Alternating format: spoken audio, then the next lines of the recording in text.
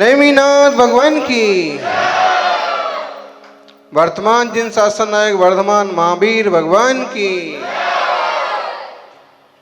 आचार्य श्री आदि सागर महावीर कीर्ति विमल सागर जी महाराज की। तपस्वी सम्राट गुरुवराचा श्री सन्मति सागर जी महाराज की। बोलो परम पूज्य वर्तमान की वर्तमान प्राकृत प्रभाकर तीर्थोद्धारक चतुर्थ भट्टाधीश आचार्य चिकित्सार्थ दिल सागर जी गुरुदेव की जयकारा गुरुदेव का।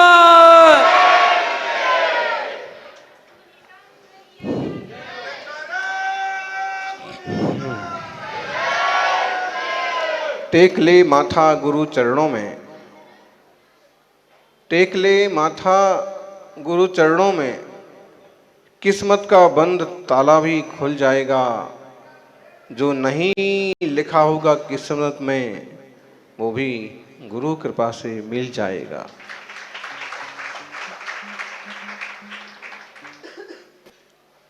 संसार में गुरु कृपा सबसे निराली, होली यही दशहरा यही दिवाली। जो शिष्य है वो सदैव ऋणी रहेगा, ऋणी रहेगा।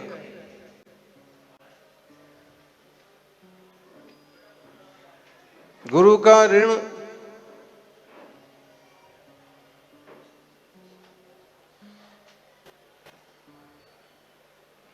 अद्भुत होता है। सच में देखा जाए तो पूरी जीवन की धारा ही बदल जाती है।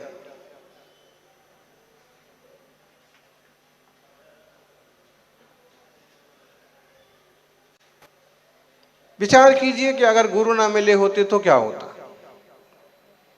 ये सिद्धांत भी कहता है कि अगर किसी जीव को सम्यक दर्शन होता है, सम्यक दर्शन ज्ञान चारित्र रूप मोक्ष मार्ग की प्राप्ति होती है, तो उसमें भी गुरुदेव की भूमिका है।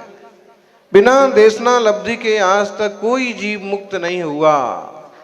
नेमिनाथ भगवान भी भगवान बनने के पहले कभी सादा संसारी हुआ करते थे और उन्हें भी पिछले जन्म में ऐसे गुरुजनों का संयोग मिला कि जीवन की धारा ही बदल गई और वो 22वें तीर्थंकर यदुवंशी नेमिनाथ भगवान बन के मोक्ष पधारे।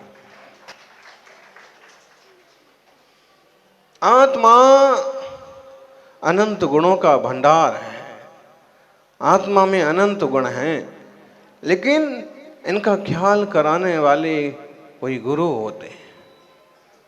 संसार स्वार्थी है। अपने स्वार्थ के लिए संसार में उलझाने वाले बहुत होते हैं, लेकिन निस्वार्थ भाव से जीवों के कल्याण का मार्ग दिखाने वाले गुरु बिरले होते हैं। दिल्ली वाले देखिए आप, दिल्ली वाले कुर्सी छोड़ रहे हैं। अजूबी बात, अचरज की बात है। कोई कुर्सी नहीं छोड़ता है, लेकिन बुजुर्ग दादा दादी आए तो बंदूक वालों ने भी अपनी कुर्सी छोड़ दी। सही है, यही संस्कार है। बड़े बुजुर्गों का सम्मान करो। गुरु सिखाते हैं वात्सल्य रखो। यह एक भावों का अभाव करने के लिए मिला है। इससे संसार मत बढ़ाइए, वैर भाव मत बढ़ाइए, विद्वेष मत बढ़ाइए। कौन पराया है? जिनसे आपके विचार नहीं मिलते हैं वो भी होनहार परमात्मा। जिनसे आपके विचार मेल नहीं खाते हैं, जो विरोधी पक्ष में खड़े हैं, वो भी चैतन्य प्रभु हैं। अगर उनके भीतर किन्हीं गुरु ने एक बीज वपन कर दिया मोक्ष मार्ग का, रत्नत्रय का, तो वही आत्मा से परमात्मा बन जाएगा। सौभाग्यशालियों,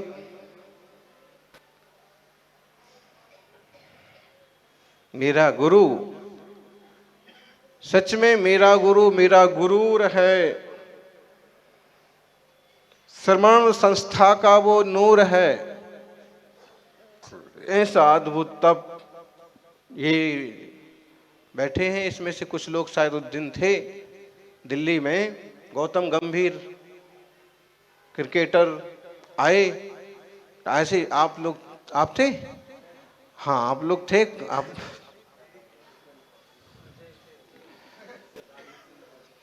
तो ऐसे ही थोड़ी सी चर्चा चली, वाचना चल रही थी, यहाँ भी जैसी वाचना चल रही है। तो उन्होंने कहा कि मेरी दादी के संस्कार भी जैन हैं, और मेरे को कहती थी कि कभी तू जाता है तो रास्ते में मुझे जैन मंदिर मिलता था, तो कहती थी जैन मंदिर के दर्शन करते हुए जाना। उनकी श्रद्धा थी, तो मेरे को भी है थोड़ी श्रद्धा। फिर ऐसे ही बात चली, हमने अनूठा तपस्वी पुस्तक भेंट की। हमने कहा ये हमारे गुरु जी का चरित्र है, इनने अपने जीवन में केवल 72 साल के जीवन में, 50 साल के तपस्वी जीवन में 10,000 से ज़्यादा निर्जल उपवास किए हैं। मतलब लगभग 30 साल से ज़्यादा उन्होंने निर्जल उपवासों में बिताए हैं। वो हक्के बक्के रह गए, बोले इतने तो मैंने क्रिकेट में रन नहीं बनाए हैं इतने वनडे मैच में मैंने रन भी नहीं बनाए, इतने उपवास, इतनी तपस्या। समझ लो कैसा अद्भुत साधक जीवन रहा। हम उनके अवतरण पर उनके जन्म का अभिनंदन नहीं कर रहे हैं, हम उनकी साधना का अभिनंदन कर रहे हैं। अभी आप सुमत भैया से सुन रहे थे, निर्मल सागर जी गुरु महाराज के पास आम जन कभी आते थे तो वो भी कभी कभी तपस्वी सम्राट के महावीर कीर्ति जी के प्रसंग निकाला करते थे। दुनिया में इकलौता ऐसा तपस्वी है जो केवल छाछ पानी पर 8-8, 10-10 दिन के निर्जल उपवास करते थे, और एकांतर तो चलते ही थे। ऐसे ही महावीर कीर्ति महाराज ने इतने बड़े उपवास भले नहीं किए हों, लेकिन वो 18 भाषाओं के ज्ञाता थे, और उन्होंने गिरनार में उनने भी चतुर्मास किया था। इसका मतलब हुआ कि आचार्य महावीर कीर्ति जी ने भी यहाँ चतुर्मास किया। वो किया 1971 में, बंडी जी 1971 में, और फिर आचार्य श्री विमल सागर जी ने किया 1984 में। उसी समय निर्मल सागर जी ने भी किया, और उनके तो अनेक हो गए, भूमि का योग है। और फिर तपस्वी सम्राट में भी अपने गुरु के साथ, महावीर कीर्ति जी के साथ 71 में ही चतुर्मास किया था। मतलब इन तीनों आचार्यों ने, चारों आचार्यों ने कर लिए चतुर्मास।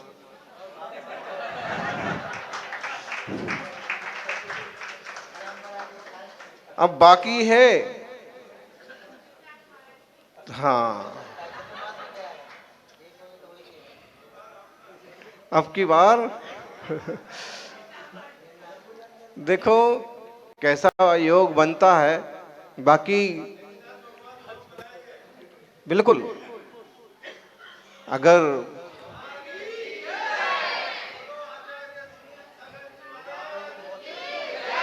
अभी दिल्ली वाले थोड़ा पीछा छोड़ दें तो फिर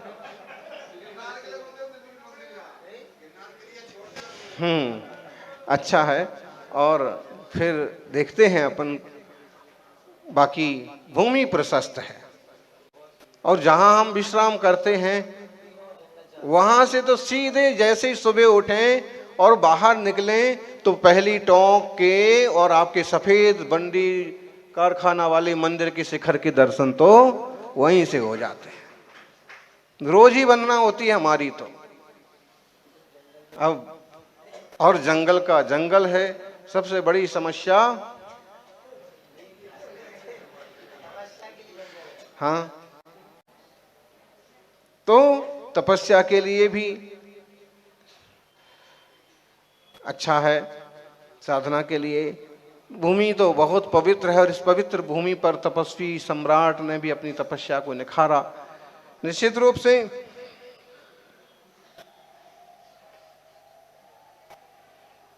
शास्त्र कहते हैं कि आत्मशुद्धि के लिए, आत्मस्थिरता के लिए जीवों को ऐसे ही विरक्त और एकांत में वास करना चाहिए। लेकिन क्या है कि अभी हम वहां जंगल में अंदर जाते तो वहां भी लोग आ जाते हैं।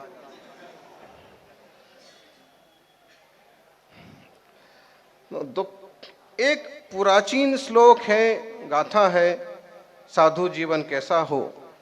भिक्षम चर वसरण्ये थोबो जे में है माँ बहु जंप, दुखम सहजिन निद्रा मित्ति भावेण सुठ वैरगम।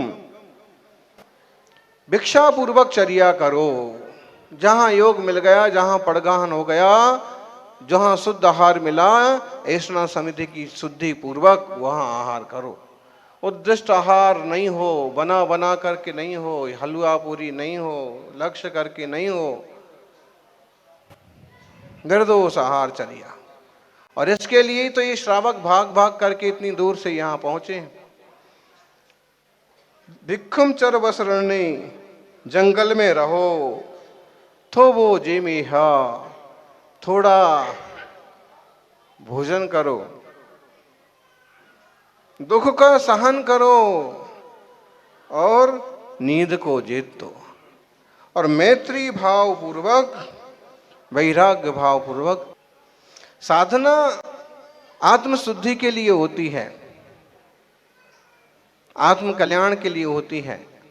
और साधु के लिए जहां शेर, चीते, पशु पंछी, वृक्ष पौधे भी अपने होते हैं, उनके प्रति भी उनकी करुणा होती है, वहां वो किसी इंसान को कैसे पराया समझ सकते हैं।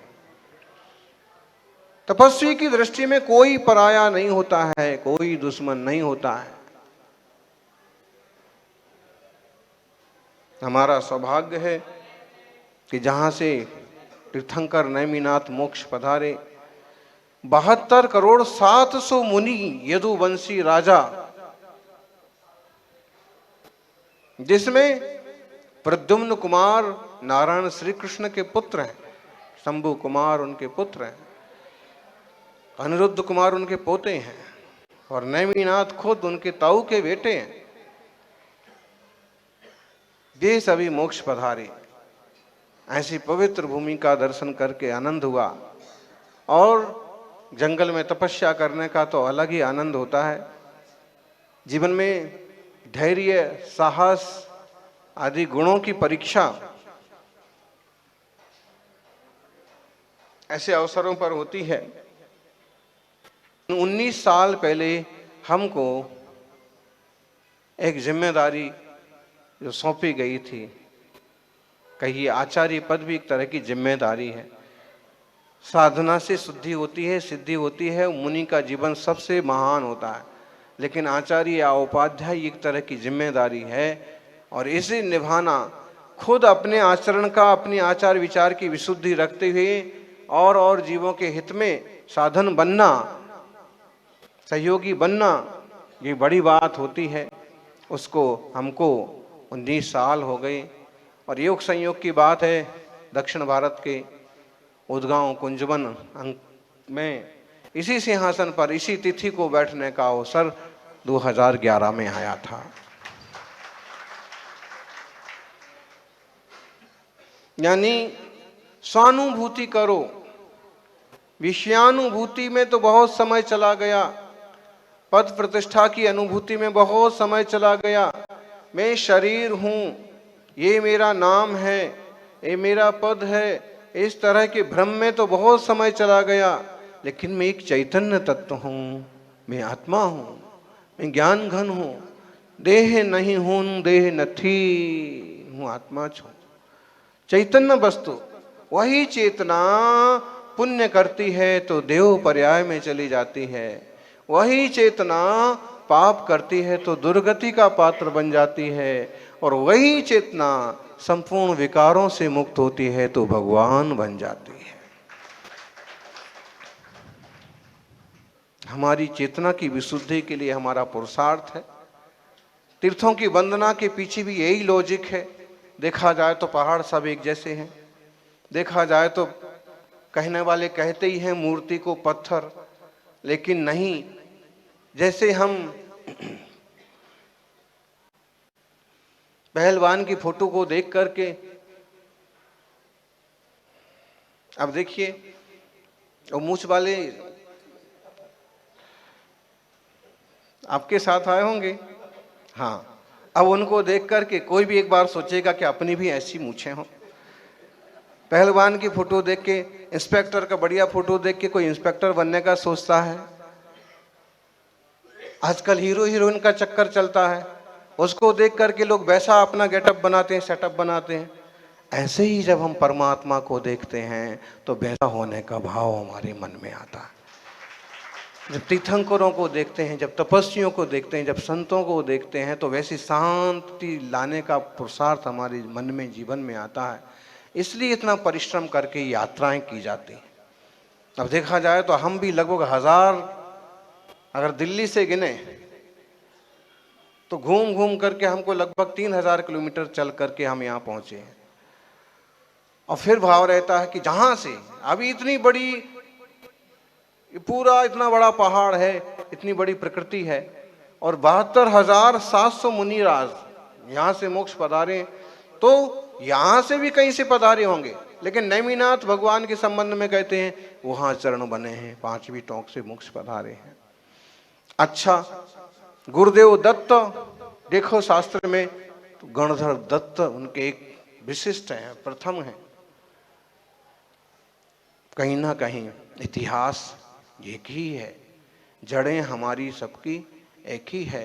जरूरत है मिलजुल करके भगवान की आराधना करें।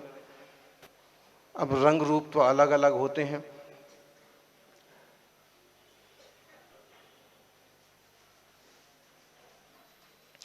ऐसे एक दोहा हम पढ़ रहे थे कि तुलसीदास जी कृष्ण जी के मंदिर में पहुंचे। लोगों ने आग्रह किया होगा, संत पुरुष थे, तो लोगों ने कहा कि आप इनका भी नाम जपा करो। तो तुलसीदास जी ने एक दोहा कहा, मोर मुकुट मुरली सहित भरे बिराजे नाथ। मोर मुकुट मुरली सहित भले विराजे नाथ, तुलसी मस्तक तब झुके जब धनुष बाण हो हाथ। मतलब मान्यता है उनकी, वो मान्यता है, वो ये चीज का निषेध नहीं है। तो ऐसे ही हमारे यहाँ अनेक तरह की मान्यताएं हैं। इन मान्यताओं को हम परस्पर क्षमाविष्ट, संयोगी करने की कोशिश करें। और ये पक्का मानिए कि जिस दिन भी आत्मशुद्धि होगी, जिस दिन भी हमारा कल्याण होगा, उस दिन हमें सर्व विकारों से मुक्त होना होगा। क्रोध, मान, माया, लोभ, कसाय, ये सब हमारे शत्रु हैं। संसार में आप जिस भूमिका में हो वो भूमिका निभाना पड़ती है।